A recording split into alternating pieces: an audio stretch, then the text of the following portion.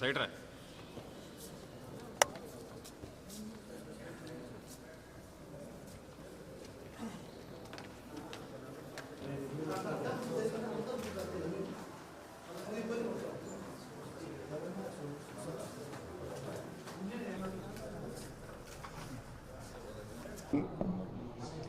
అనేక ప్రజా సమస్యలపైన ఇవాళ కలెక్టర్ గారితో భేటీ కావడం జరిగింది.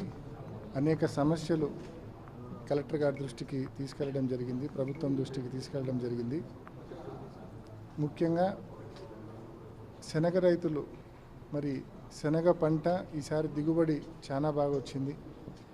మరి దిగుబడి బాగా వచ్చిన పరిస్థితుల్లో ఒకవైపు ఎంఎస్పి చూస్తే 5,875 రూపాయలు ఎంఎస్పి ఉంది, ప్రభుత్వం ప్రకటించిన ఎంఎస్పి. కానీ రైతులు అమ్ముకుంటా ఉంది మాత్రం 4,700కి అమ్ముకుంటా ఉన్నారంటే పూర్తిగా ఎంఎస్పి కంటే 1,100-1,200 రూపాయలు పర్ క్వింటాల్ తక్కువకు అమ్ముకుంటా ఉన్నారు. సో ఇమ్మీడియట్గా మరి రైతుల చేతిలో ఇప్పుడు ప్రస్తుతానికైతే పంట ఉంది. ఇంకా ఇది రోజులు గడిచే కొద్దీ ఇప్పటికే ఒక 20-25% ఆఫ్ ద పంట రైతుల చేతి నుంచి దళారులు కొనుక్కోవడం జరిగింది. ఇంకా రోజులు గడిచే కొద్దీ రైతులు నిల్వ చేసుకోలేరు కాబట్టి పంట అంతా అమ్మేస్తారు, తక్కువ రేటుకి అమ్మే పరిస్థితి ఉంది. కాబట్టి ఇమ్మీడియట్గా ప్రభుత్వం ఇంటర్ఫియర్ అయి ఎంఎస్పి ధరకు 5,875 రూపాయలు ఏదైతే ఎంఎస్పి ఉందో ఆ ఎంఎస్పి పర్ క్వింటాలు 5,875 రూపాయలు ఇచ్చి ప్రభుత్వమే ముందుకు వచ్చి పంటను కొనుగోలు చేయాలా, రైతును ఆదుకోవాలా, రైతులు డిస్ట్రెస్ సేల్ చేయకుండా చేసే పరిస్థితి రాకుండా ప్రభుత్వం తక్షణమే ముందుకు వచ్చి రైతుల వద్ద పంటలు కొనుగోలు చేయాలని చెప్పి కలెక్టర్ గారి ద్వారా ప్రభుత్వాన్ని రిక్వెస్ట్ చేయడం జరిగింది. ప్రయోజనం చేకూరుస్తున్నాం అంటారు. బట్ బేసికల్గా ఒక ఫండమెంటల్ క్వశ్చన్, ఎందుకు రాయలసీమ ఎత్తిపోతల పథకం అనేది ఇంపార్టెంట్ అంటే, ఎందుకు రాయలసీమ ఎత్తిపోతల పథకం అనేది ప్రతి రైతుకు కూడా ఒక సెంటిమెంట్తో కూడుకుందంటే కనుక, ఒకవైపు తెలంగాణ ప్రభుత్వం అటువైపు లెఫ్ట్ సైడ్ నుంచి ఇబ్బడి ముబ్బడిగా నీళ్లు తీసుకునే పరిస్థితి ఉంది. మనకేమో 854 అడుగులకు వచ్చేది కేవలం 7,000, 885 ఫీట్ లెవెల్ ఉంటేనే మనకు 44,000 క్యూసెక్కులు డ్రా చేసుకునే పరిస్థితి మనకు ఉంటుంది.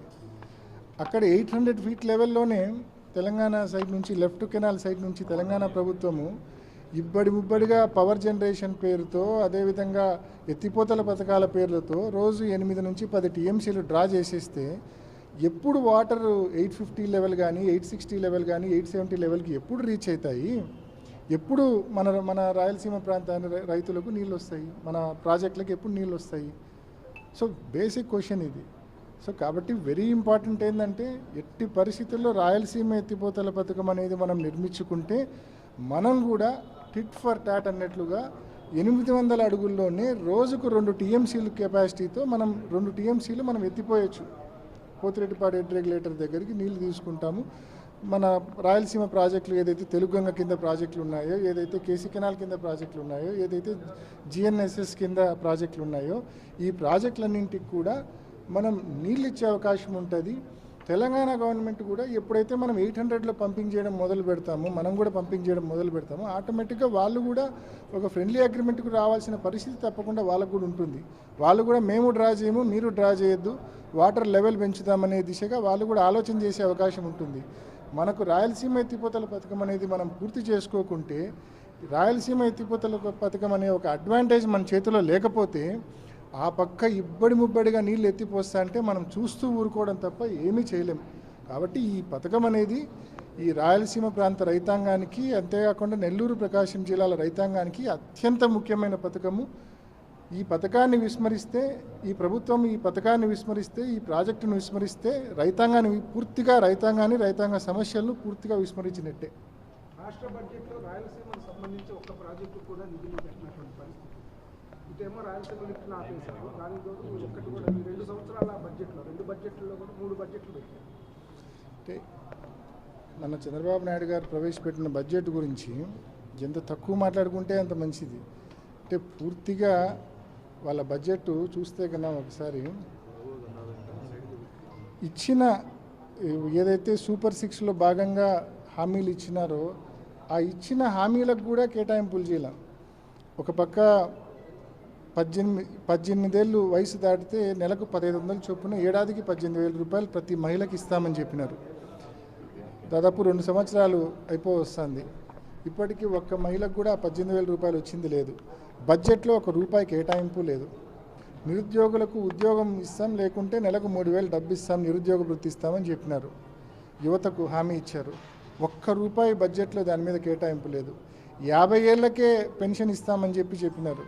మరి 50 ఏళ్ళకి పెన్షన్ ఇవ్వాలంటే పెన్షన్కు ఉన్న కేటాయింపులు పెంచాలా? ₹1 అదనంగా కేటాయించకపోగా ఇంకా కేటాయింపులు తగ్గించారు.